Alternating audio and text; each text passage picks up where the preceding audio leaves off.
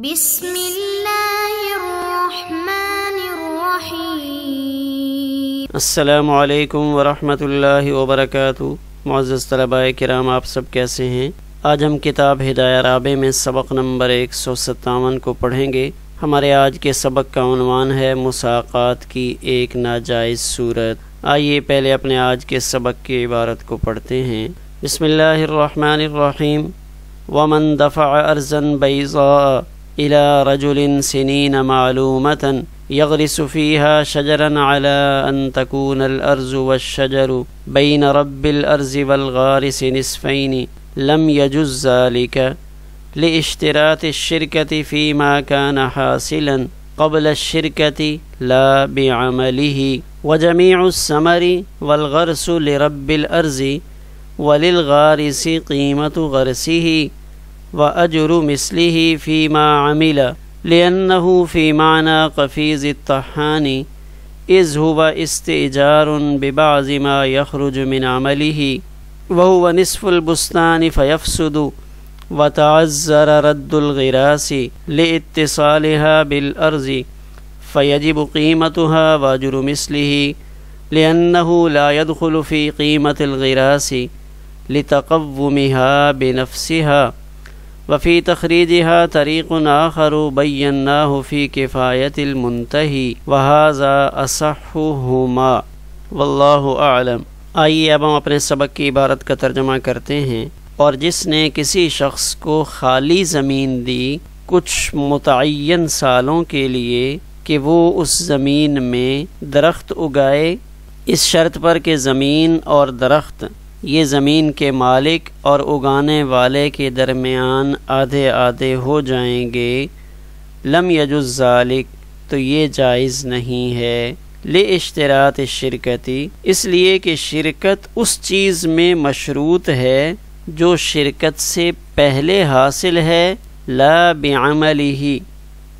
عامل کے عمل سے حاصل نہیں ہوئی۔ سارے کے سارے پھل اور درخت زمین کے مالک کے لیے ہوں گے، اور غارس درخت لگانے والا اس کو درختوں کی قیمت اور اس کے کام کی اجرت مثلی وہ مل جائے گی۔ لأنہ فی معنی قفیز الطحان، اس لیے کہ یہ قفیز الطحان والی صورت کے درجے میں ہے، قفیز الطحان کے درجے میں ہے۔ اذ ہوا، اس لیے کہ یہ قفیز الطحان وہ عامل کے عمل سے پیدا ہونے والی بعض چیز کے بدلے میں ایک چیز یعنی نصف باغ کو اجرت پر لینا ہے، لہذا یہ عقد فاسد ہو جائے گا اور پودوں کو واپس کرنا متعذر ہوگا۔ کیوں؟ ان پودوں کے زمین کے ساتھ متصل ہونے کی وجہ سے، فیجب قیمتها، لہذا ان کی قیمت واجب ہوگی، وأجر مثلہ، اور عامل کے لیے اجرت مثلی واجب ہوگی، لأنہ، اس لیے کہ پودوں کے بذات خود متقوم ہونے کی وجہ سے یہ جو اجرت مثلی ہے وہ قیمت پودوں کی قیمت میں داخل نہیں ہوگی۔ وفی تخریجها، اور اس مسئلہ کی تخریج کا ایک اور طریقہ بھی ہے جسے ہم نے کفایت المنتہی میں بیان کیا، وہذا اصحہما، اور یہ طریقہ ان دونوں میں سے زیادہ صحیح ہے، یعنی جو یہاں ذکر کیا، واللہ اعلم۔ آئیے اب ہم اپنے سبق کی تشریح کو دیکھتے ہیں۔ ہمارے آج کے سبق میں ایک ہی مسئلہ اس کی تفصیل ذکر کی جا رہی ہے، اور وہ مسئلہ یہ ہے کہ ایک صورت ایسی بن جاتی ہے جس میں مساقات درست نہیں ہوتی، اسی کی تفصیل میں قفیز الطحان کا ذکر بھی کیا جا رہا ہے اور ایک سوال و جواب کا تذکرہ بھی ہے۔ آئیے عبارت کو دیکھتے ہیں۔ ومن دفع ارضا بیضاء، جس نے کسی کو خالی زمین دی، بیضاء سے مراد جیسے بیضاء صاف سفید چیز کو کہا جاتا ہے، تو یہاں بیضاء سے مراد ایسی خالی زمین جہاں کسی قسم کا کچھ درخت پودا کھیتی اگی ہوئی نہ ہو۔ تو اب یہ زمین دی ہے الی رجل سنین معلومتاً، لیکن متعین سالوں کے لیے دی ہے۔ مثلا 5 سال کے لیے احمد اپنی 5 ایکڑ زمین حماد کو دیتا ہے، 5 سال کے لیے دے دی، لیکن ساتھ یہ کہتا ہے یغرس فیہا شجرن کہ حماد آپ اس زمین میں درخت اگاؤ، مثلا کیکر یا شیشم کے درخت یہاں پہ اگا دو، علی ان تکون الارض والشجر بین رب الارض والغارس نصفین۔ اب شرط یہ لگتی ہے کہ آپ 5 سال اس زمین کی دیکھ بھال کرو، یہاں پہ درخت لگاؤ، پھر جب 5 سال پورے ہو جائیں گے تو اس وقت جو اس پر درخت لگے ہوں گے ان درختوں کو کاٹ کر بیچ کر آدھے آدھے پیسے تقسیم کر لیں گے، وہ درخت بھی آدھے آدھے ہو جائیں گے، اور 5 سال دیکھ بھال کرنے کے بعد یہ زمین بھی آدھی آدھی ہو جائے گی، یعنی پہلے تو مالک احمد ہے، لیکن اب 5 سال دیکھ بھال کرنے کی وجہ سے، اپنی نگرانی کی وجہ سے وہ یہ کہہ رہا ہے کہ حماد پھر یہ زمین بھی آدھی آدھی کر لیں گے۔ تو یہ صورت صحیح نہیں ہے، لم یجوز ذالک، یہ جائز نہیں ہے، کہ ہم پہلے پڑھ چکے ہیں کہ عامل عمل کی وجہ سے نفع کا مستحق ہوتا ہے، جو کچھ اس کو ملتا ہے وہ اس کو اس کے عمل کی وجہ سے ملتا ہے،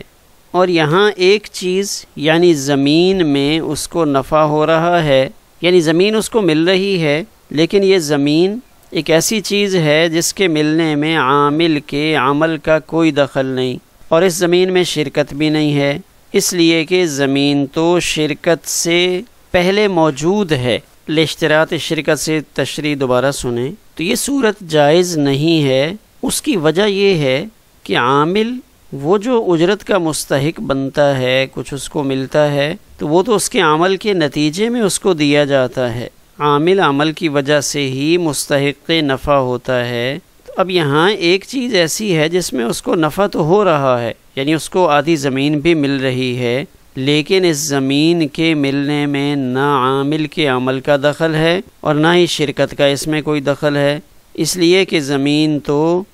شرکت سے پہلے موجود ہے، کہ اصل میں تو عامل مستحق ہوتا ہے کہ وہ جو محنت کرے گا اور اس کی محنت کے نتیجے میں جو کچھ وجود میں آئے گا تو اس میں وہ اور زمین کا مالک، باغ کا مالک دونوں شریک ہوتے ہیں۔ تو اب یہاں تو عامل کے عمل سے زمین میں زیادتی نہیں ہو سکتی، ہاں عامل کے عمل سے درخت اگ جائیں گے، لیکن وہاں حماد کو ایسا کام کرے، کوئی ایسا طریقہ اختیار کرے جس سے زمین بڑھ جائے، تو ایسی تو کوئی صورت نہیں۔ اور یہ ضابطہ ہے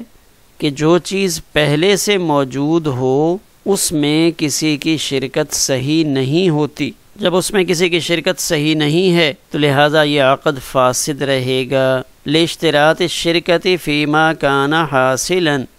کہ یہاں شرکت کی شرط لگائی جا رہی ہے ایک ایسی چیز میں جو پہلے سے موجود ہے اور وہ زمین ہے،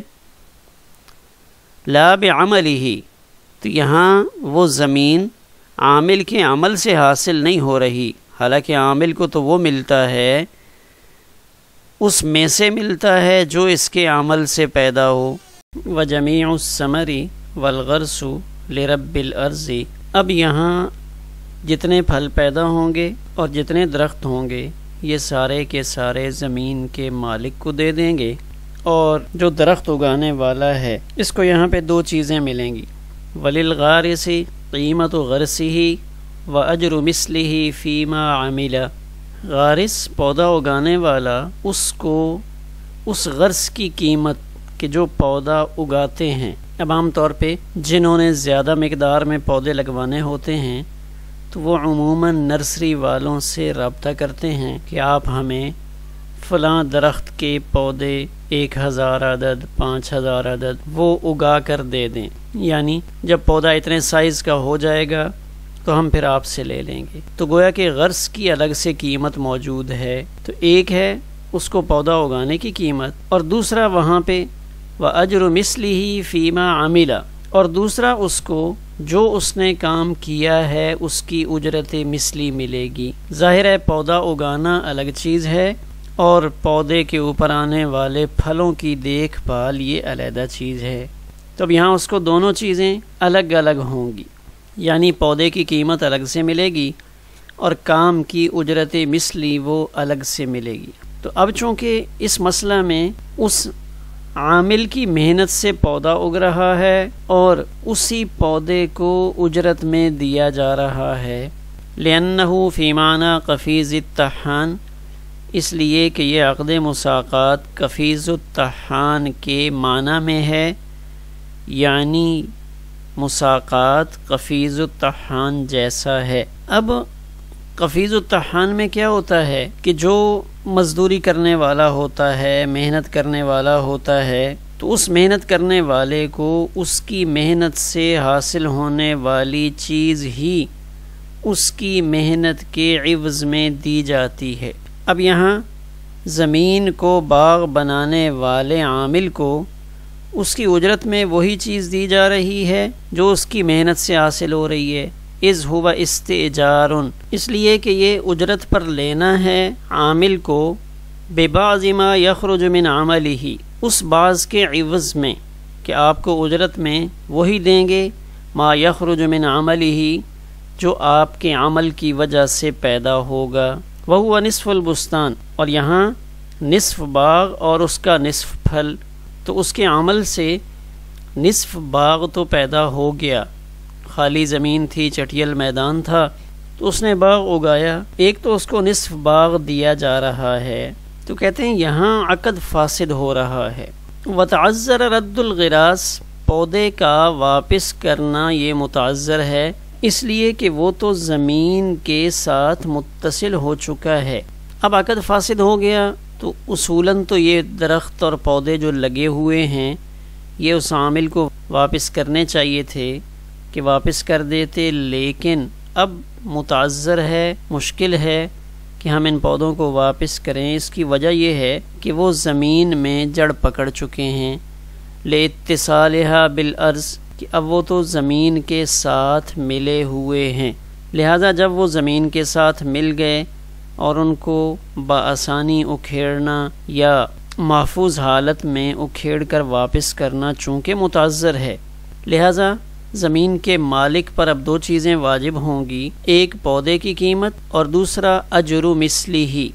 اس کی اجرت مثلی۔ اس کی وجہ یہی ہے کہ یہاں اجیر نے، عامل نے دو کام کیے، ایک تو وہ پودے کو خرید کر لایا ہے، اب اس کو بھی نہیں نکال سکتا، وہ زمین کے ساتھ متصل ہو گیا، اس کی قیمت ملے گی۔ دوسرا یہ کام اس نے کیا کہ پودا لگانے کے بعد اس نے دیکھ بھال کی، اس کو پانی دیا، وہ بڑا ہوا، جس نے ایک باغ کی شکل اختیار کر لی۔ تو اب یہاں ایک سوال پیدا ہوتا ہے،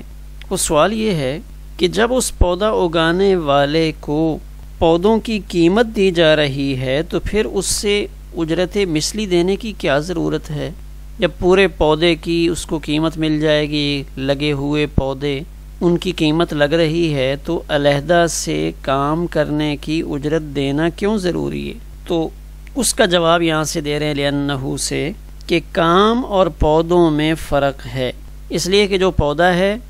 وہ ایک جوہر ہے، بذات خود متقوم ہے، پودا خارج میں قائم ہے اس لیے وہ جوہر ہے، کام خارج میں نظر نہیں آتا، جو اس نے کام کیا ہے کام تو نظر نہیں آ رہا، اور یہ جو کام ہے یہ بذات خود متقوم نہیں ہے،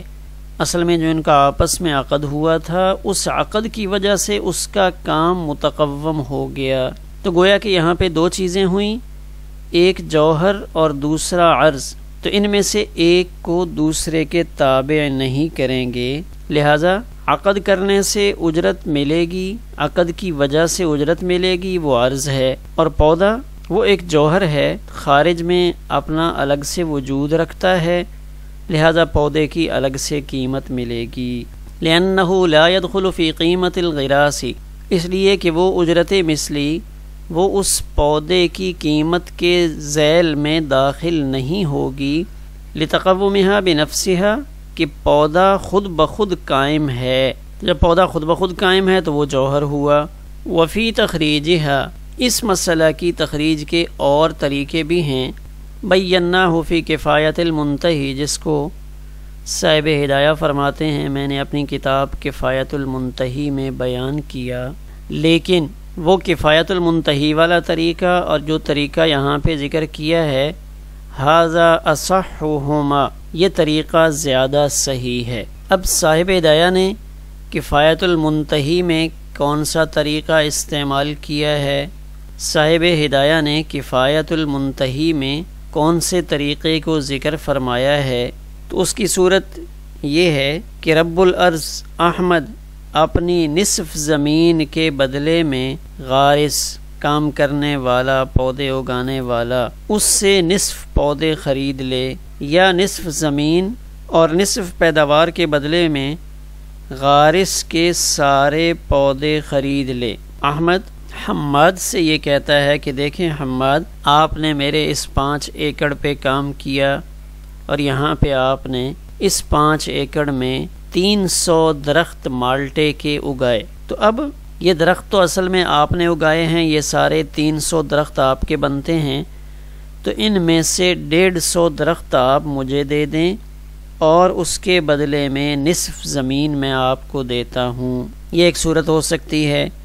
یا نصف زمین اور نصف پیداوار کے بدلے میں آپ کو نصف زمین بھی دیتا ہوں، اور اس دفعہ اس پر جتنے مالٹے لگے ہیں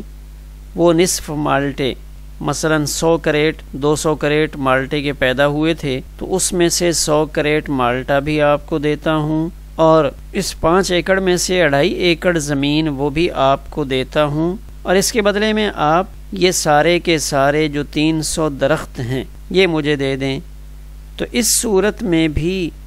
عقد فاسد ہوگا، اور فاسد ہونے کی وجہ یہ ہوگی کہ بوقت عقد اس صورت میں پودے معدوم رہتے ہیں، یعنی ابھی تک تو پودے اگے نہیں، ابھی تو ان کی پلاننگ ہے کہ یہاں پہ 300 پودے اگائیں گے، تو پودے اگے نہیں، اور ابھی سے معاملات طے ہو رہے ہیں کہ 150 پودے ایک صورت میں آپ کے ہو جائیں گے، اور دوسری صورت میں یہ ہے کہ میں آپ کو 2.5 ایکڑ زمین اور جو پیداوار ہوگی آدھی پیداوار دے دوں گا، اس کے بدلے میں آپ یہ 300 پودے جو یہاں مالٹے کے اگیں گے وہ سارے مجھے دے دینا۔ تو ابھی تک تو پودے معدوم ہیں ہی نہیں،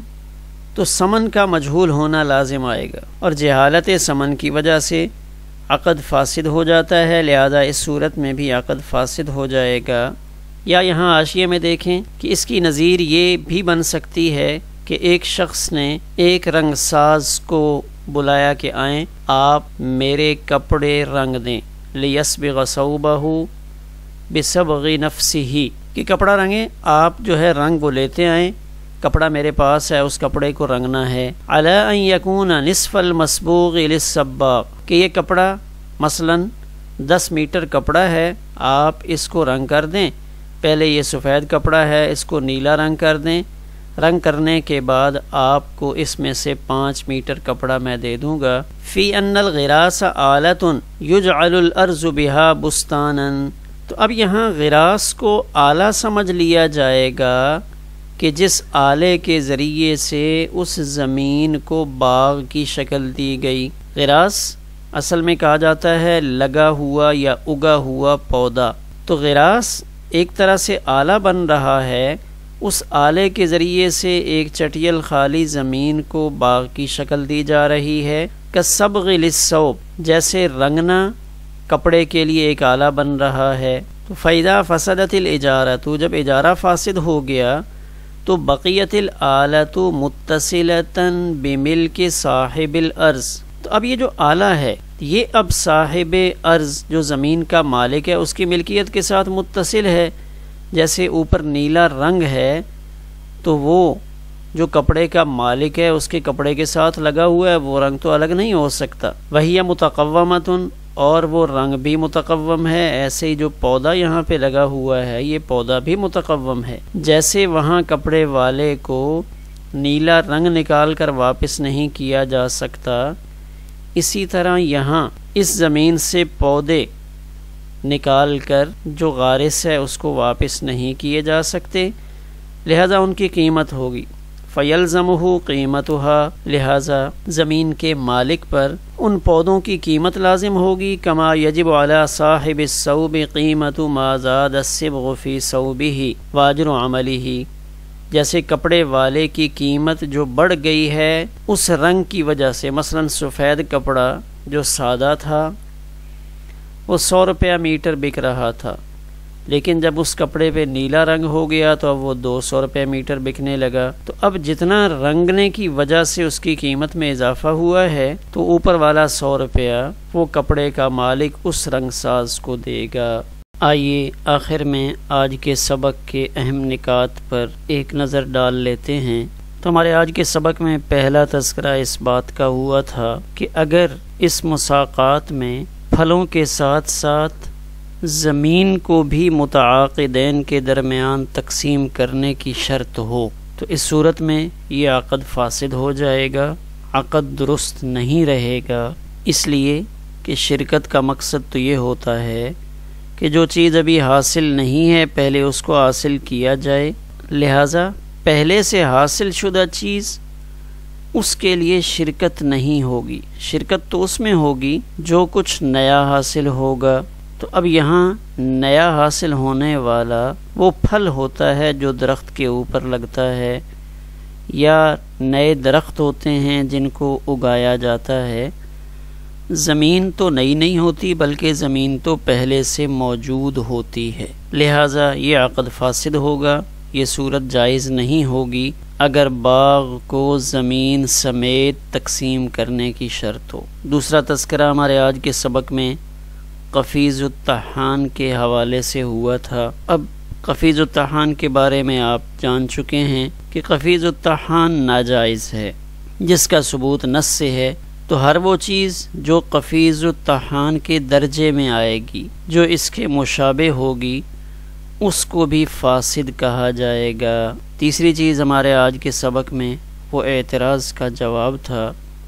وہ اعتراض یہ ہوا تھا کہ جب پودوں کی قیمت واپس کر دی ہے تو پھر اجرت مثلیہ کی کیا ضرورت ہے؟ اب دو چیزیں اس غارس کو، عامل کو کیوں دے رہے ہیں؟ تو اس کا جواب یہاں پہ دیا گیا کہ پودے بذات خود قائم ہیں، جوہر ہیں، متقوم ہیں، اور جو عامل کا کام ہے وہ عرض ہے، وہ بذات خود متقوم نہیں ہوتا بلکہ عقد کی وجہ سے متقوم بنتا ہے. اس لیے جو اجر مثلی ہے وہ پودوں کے تحت داخل نہیں ہو سکتا، بلکہ پودے الگ سے تھے، کام الگ تھا، لہٰذا دونوں کی الگ الگ حیثیت ہوگی اور دونوں کا الگ الگ حکم ہوگا. تخریجھا کی عبارت کی وضاحت. تو آخر میں تخریج کے عنوان سے ایک جملہ صاحب ہدایہ نے ذکر فرمایا، یعنی